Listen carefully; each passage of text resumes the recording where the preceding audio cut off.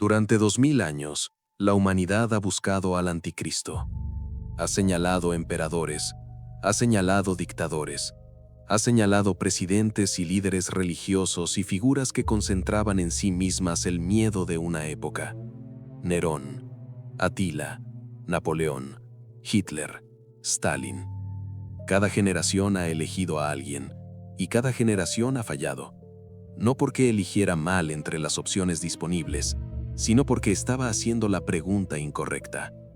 Porque hay algo que casi nadie ha considerado seriamente en 2000 años de interpretación del Apocalipsis. Y si el problema no es que no hemos identificado al hombre correcto, sino que hemos estado buscando un hombre, porque cuando lees el Apocalipsis con atención, no con los ojos de alguien que busca confirmar lo que ya cree, sino con los ojos de alguien que quiere entender lo que el texto dice, aparece algo diferente a lo que la mayoría espera. El Apocalipsis no describe principalmente a una persona, describe un sistema de control económico, un sistema de manipulación de la percepción, un sistema que no necesita imponerse por la fuerza, porque la gente lo acepta, porque lo elige, porque lo defiende. Y por primera vez en la historia humana, ese sistema ya puede existir técnicamente, no como posibilidad futura, como infraestructura presente. La pregunta entonces no es ¿quién es el anticristo? La pregunta es más incómoda. ¿Y si ya estamos viviendo dentro del sistema que el texto describe? Para entender lo que estás a punto de escuchar, hay que volver al año 95 de la Era Común. El mundo conocido está gobernado por un solo hombre. Su nombre es Domiciano, y exige algo que ningún emperador romano había exigido con esa persistencia sistemática: que lo llamen Dios. No como honor póstumo, no como hipérbole poética, literalmente. Sus funcionarios tenían que dirigirse a él como Dominus et Deus, Señor y Dios. Y cualquiera que se negara, cualquier comunidad que rechazara participar en el culto imperial, pagaba un precio concreto: exclusión de los gremios comerciales, pérdida de contratos, arrestos, ejecuciones. En ese mundo vive un anciano en una isla. No tiene ejército, no tiene influencia política, no tiene la protección de ninguna institución, pero tiene algo que el imperio no puede confiscar: la capacidad de nombrar lo que está ocurriendo. Su nombre es Juan, y por eso está en Patmos, una roca volcánica en el mar Egeo. 34 kilómetros cuadrados de basalto y silencio. El imperio lo envió allí por la misma razón que enviaba a todos los que consideraba peligrosos, pero no quería convertir en mártires. La ejecución crea símbolos, el destierro crea olvido. O eso esperaban, porque desde esa isla, Juan escribe algo que no se parece a ningún otro texto de la antigüedad, y que 2000 años después sigue generando más debate, más interpretaciones y más preguntas que casi cualquier otro documento de la historia humana. El Apocalipsis no fue escrito para el siglo XXI.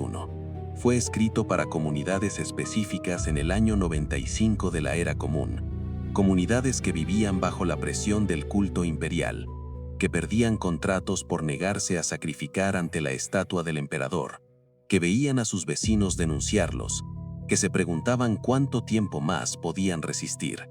Y para esas comunidades, Juan escribió en código, no porque quisiera ser obscuro, sino porque era la única forma de decir la verdad, sin que el texto fuera inmediatamente destruido por las autoridades que controlaban las rutas comerciales y las comunicaciones del imperio. El Apocalipsis pertenece a una tradición literaria que los académicos llaman literatura apocalíptica. Un género que floreció en el judaísmo y el cristianismo primitivo entre aproximadamente el año 200 a.C. y el 200 de la Era Común. Ese género tenía reglas. Los imperios se representaban como bestias. Los números tenían significados simbólicos conocidos por los lectores iniciados. Las visiones decían en imágenes lo que no podía decirse directamente. Cuando los primeros lectores del Apocalipsis leían la palabra Babilonia, no pensaban en las ruinas de Mesopotamia. Pensaban en Roma, la nueva Babilonia. el poder que había destruido Jerusalén en el año 70, el poder que reclamaba para sí el lugar que solo pertenece a Dios. Y cuando leían 666, sabían exactamente a quién señalaba el texto. En el mundo antiguo, las letras eran también números. Cada letra del alfabeto hebreo tenía un valor numérico. Si tomabas el nombre Nerón Caesar, Nerón César, y lo escribías en hebreo, la suma de sus letras daba exactamente 666. Esa es la interpretación más respaldada académicamente. La mayoría de los historiadores del período consideran la lectura más probable para los lectores originales del texto. Pero el canal tiene que ser honesto aquí. Ese número lleva 2000 años generando debate, y cualquier certeza expresada sobre lo que significa debería leerse con escepticismo. Lo que sí es claro es lo siguiente. El texto describe un poder que exige adoración, un poder que controla la participación económica, un poder que utiliza la imagen y la ilusión para mantener su legitimidad. Y ese poder tiene características tan específicas que cuando las lees en el siglo XXI resultan difíciles de ignorar. Apocalipsis 13. Juan describe una bestia que surge del mar. Tiene 7 cabezas y 10 cuernos. Tiene el poder del dragón detrás de ella, y el mundo entero la sigue, la admira, la obedece. Y entonces aparece una sola pregunta que los habitantes del imperio hacen al ver esta bestia. ¿Quién como la bestia? ¿Quién puede luchar contra ella? Esa pregunta no es una aclamación religiosa, es una declaración política. Es lo que dice una sociedad cuando ha llegado a creer que el sistema es invencible, cuando el poder es tan total, tan presente, tan integrado en cada aspecto de la vida cotidiana, que resistirlo parece no solo peligroso, sino absurdo. En el siglo I, ese poder era Roma, un sistema que controlaba el comercio, la justicia, la religión, el ejército, la comunicación y la identidad de decenas de millones de personas en un territorio que se extendía desde el Atlántico hasta el Éufrates. Nadie podía imaginar que Roma cayera, y sin embargo cayó. Eso es lo que el texto de Juan le decía a sus lectores originales, que el poder que parece invencible no lo es, que todo sistema que reclama para sí el lugar de Dios contiene en su interior la semilla de su destrucción. Pero el texto hace algo más que describir el momento presente del siglo I. Lo presenta como patrón, como una forma de poder que aparece una y otra vez en la historia, que toma nombres distintos, que se viste con trajes distintos, que usa tecnologías distintas, pero que tiene siempre las mismas características esenciales. Y esas características son las que vale examinar con cuidado, porque cuando las examinas, la pregunta deja de ser histórica. Este canal existe para hacer las preguntas que otros no hacen. Si es la primera vez que llegas aquí, hay 13 episodios más construyendo este mismo mapa. Suscríbete para no perder el siguiente. La primera característica del sistema que Juan describe es la que ya vimos, el poder que parece inevitable. Pero hay una segunda, y es más sofisticada, más peligrosa y más difícil de resistir. Porque el poder por sí solo no es suficiente. Un poder que se mantiene solo por la fuerza es un poder frágil. Requiere vigilancia constante, requiere represión continua, requiere una cantidad enorme de energía para sostenerse. Los sistemas de poder más duraderos no funcionan así. Los sistemas de poder más duraderos no necesitan que la gente los obedezca. Necesitan que la gente los elija. Y Juan describe exactamente eso. Una segunda bestia. No surge del mar como la primera. Surge de la tierra. Tiene apariencia de cordero, pero habla como dragón. Esa imagen es una de las más precisas del Apocalipsis. El exterior inofensivo, la voz del poder detrás. Y lo que hace esta segunda bestia no es imponer, es convencer. Hace que el mundo no solo obedezca al sistema, sino que lo elija, que lo defienda, que lo promueva, que sienta que rechazarlo sería una pérdida para sí mismo. Y lo hace, dice el texto, a través de señales, a través de prodigios, a través de ilusiones que parecen milagros. En el siglo I, ese mecanismo eran los rituales del culto imperial, los espectáculos en el anfiteatro, la propaganda visual en las monedas, en los edificios, en las estatuas. La construcción sistemática de una narrativa donde el emperador no solo era el más poderoso, sino el más legítimo, el más necesario, el más inevitable. Cada generación tiene su versión de ese mecanismo. Cada época encuentra la forma de hacer que la gente no solo acepte el sistema, sino que lo internalice como parte de su identidad. Pero algo cambió en el siglo XXI que no había cambiado en ningún momento anterior de la historia: la escala y la precisión. Cuando Juan describe a la segunda bestia haciendo que el mundo elija voluntariamente al sistema, está describiendo un mecanismo de persuasión, un mecanismo de construcción de realidad, un mecanismo que decide qué ves, qué no ves y qué llegas a creer que es verdad. En el siglo XXI ese mecanismo tiene un nombre técnico: algoritmo de recomendación. Y tiene una escala que ningún sistema de propaganda anterior en la historia humana podría haber alcanzado. En 2024, Meta, la empresa que controla Facebook, Instagram y WhatsApp, tenía aproximadamente 3.000 millones de usuarios activos. TikTok tenía más de 1.000 millones. YouTube, más de 2.000 millones de personas visitando la plataforma cada mes. Esas plataformas no son neutrales, son sistemas de selección. Cada vez que interactúas con ellas, generan datos. Datos sobre lo que te hace detenerte, lo que te hace reaccionar, lo que te hace compartir, lo que te hace sentir algo. Y con esos datos construyen un perfil de ti que es más preciso que cualquier descripción que podrías hacerte de ti mismo. Y luego, usan ese perfil para decidir qué información recibes, qué noticias ves, qué opiniones encuentras, qué mundo percibes. Eso no es censura en el sentido tradicional. La censura tradicional elimina información. Esto es más sofisticado. No elimina, selecciona. Y la selección a escala de miles de millones de personas, aplicada con la precisión que permiten los datos modernos, produce algo que Juan describió con una imagen que en el año 95 parecía sobrenatural. Una bestia que hace que el mundo la elija, sin necesidad de coerción visible, porque la gente siente que está eligiendo libremente.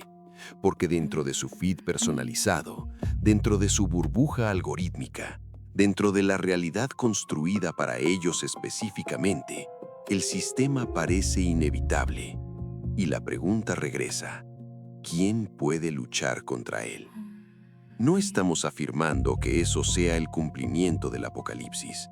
Estamos señalando algo que resulta difícil de ignorar, que por primera vez en la historia, el mecanismo que Juan describe es técnicamente posible a una escala que él nunca pudo imaginar. Y hay un detalle más en el texto que durante 19 siglos parecía imposible.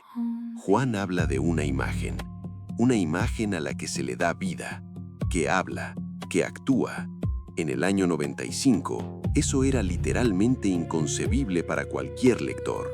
Una imagen que habla no era tecnología, era milagro, era sobrenatural, era algo que solo un poder divino o demoníaco podía hacer.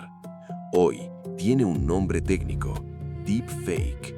En 2023, el Laboratorio de Inteligencia Artificial de la Universidad de Washington publicó un estudio donde demostraba que el 93% de los participantes no podían distinguir un video deepfake de alta calidad de un video real en una primera visualización.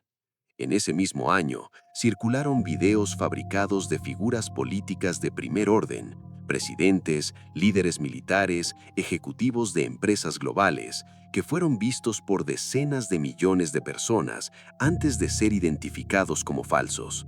Algunos nunca fueron identificados públicamente como falsos, pero el deepfake es solo la capa más visible de un problema más profundo, porque la imagen que habla no es solo el video fabricado, es el sistema completo de construcción de realidad que rodea al video fabricado, el contexto que lo amplifica, el algoritmo que lo distribuye a las personas más susceptibles de creerlo, la arquitectura de desinformación que hace que la verdad sea indistinguible de la fabricación. Cuando Juan escribió sobre una imagen que habla y hace que el mundo la adore, no estaba describiendo un truco de magia, estaba describiendo el colapso de la capacidad humana de distinguir lo real de lo construido. Y cuando esa capacidad colapsa, ya no necesitas censura, ya no necesitas represión visible. La gente se controla sola, porque no puede saber qué es verdad.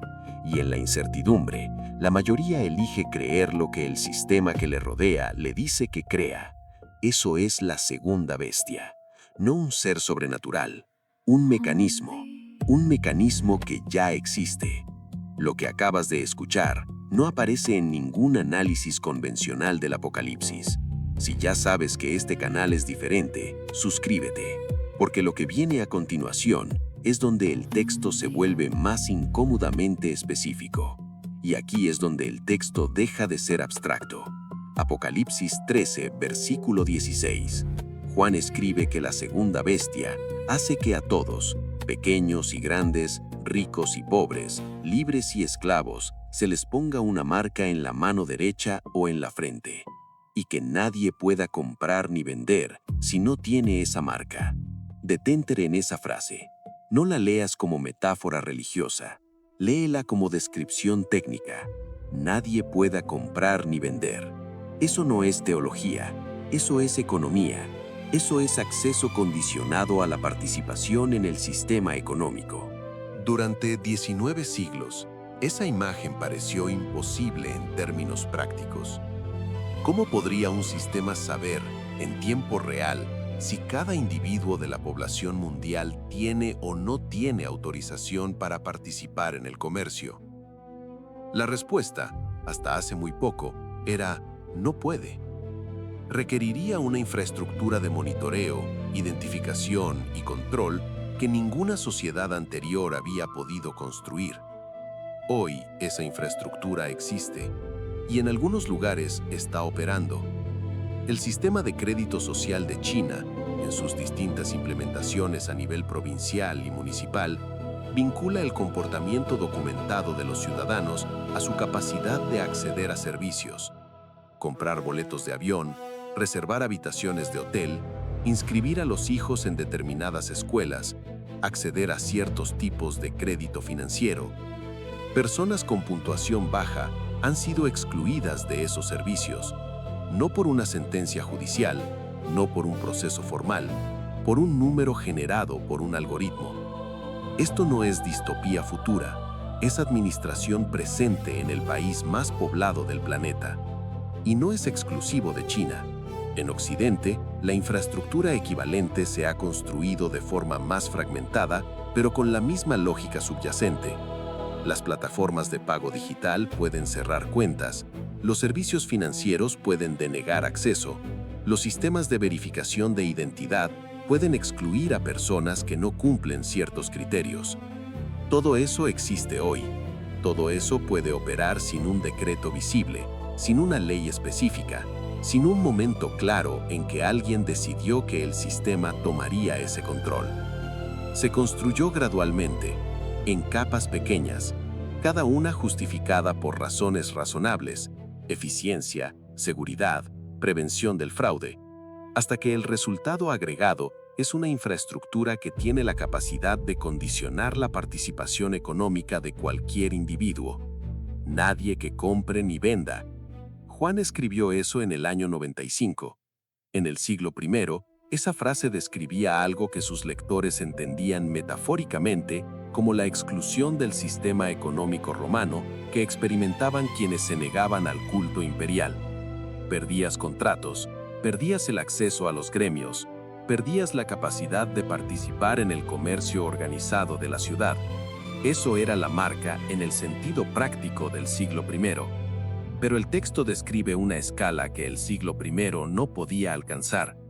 Todos, pequeños y grandes, ricos y pobres, libres y esclavos.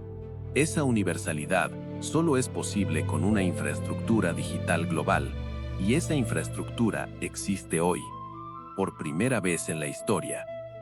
Hay un hombre que quiero que imagines.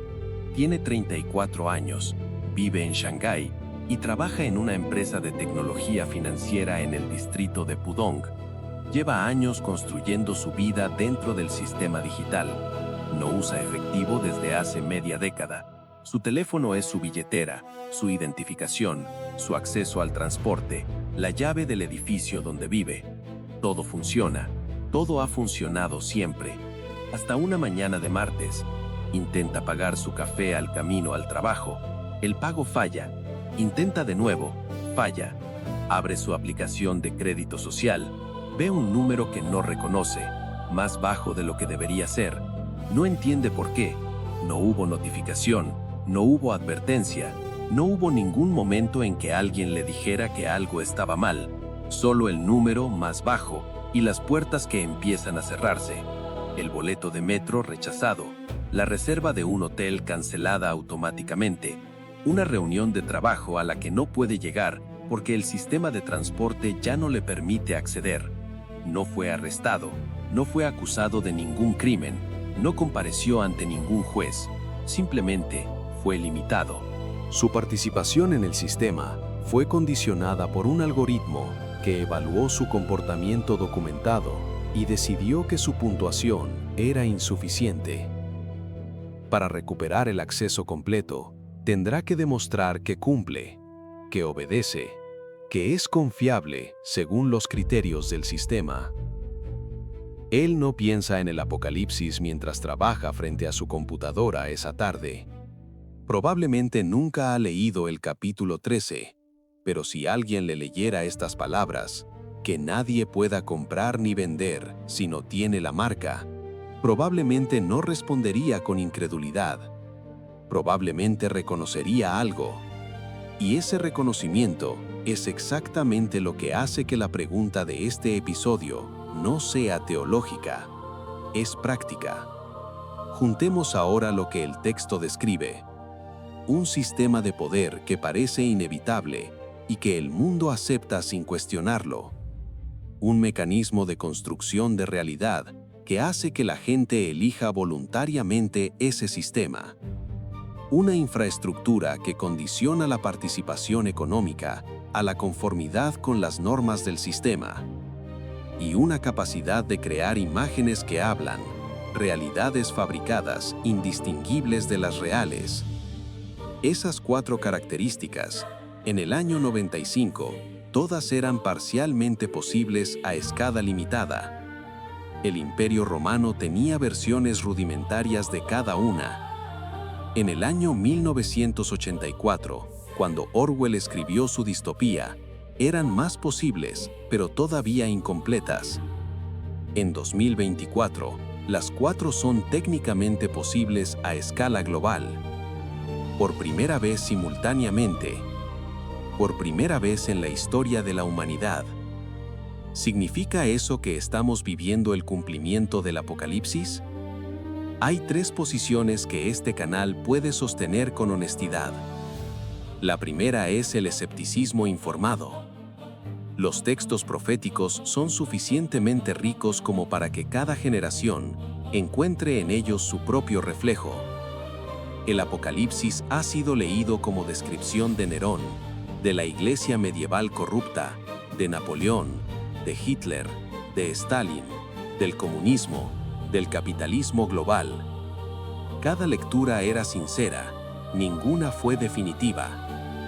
Esa historia de interpretaciones fallidas no puede ignorarse. La segunda posición es la de convergencia tecnológica sin precedente. No que el Apocalipsis predijo el Internet, o los algoritmos de recomendación, o el crédito social chino, sino que describe un tipo de sistema de control que en el siglo I era imposible a la escala que el texto sugiere, y que en el siglo XXI es posible por primera vez.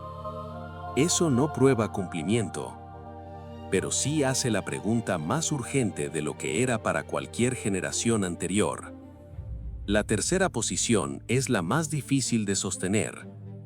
Es la de quien no puede reducir la convergencia a coincidencia, ni hacer afirmaciones absolutas sobre textos que llevan 20 siglos generando interpretaciones contradictorias entre personas mucho más sabias. La de quien decide quedarse en la tensión. Esa es la posición de este canal. No porque sea cómoda, sino porque es la más honesta. Así que la pregunta es tuya.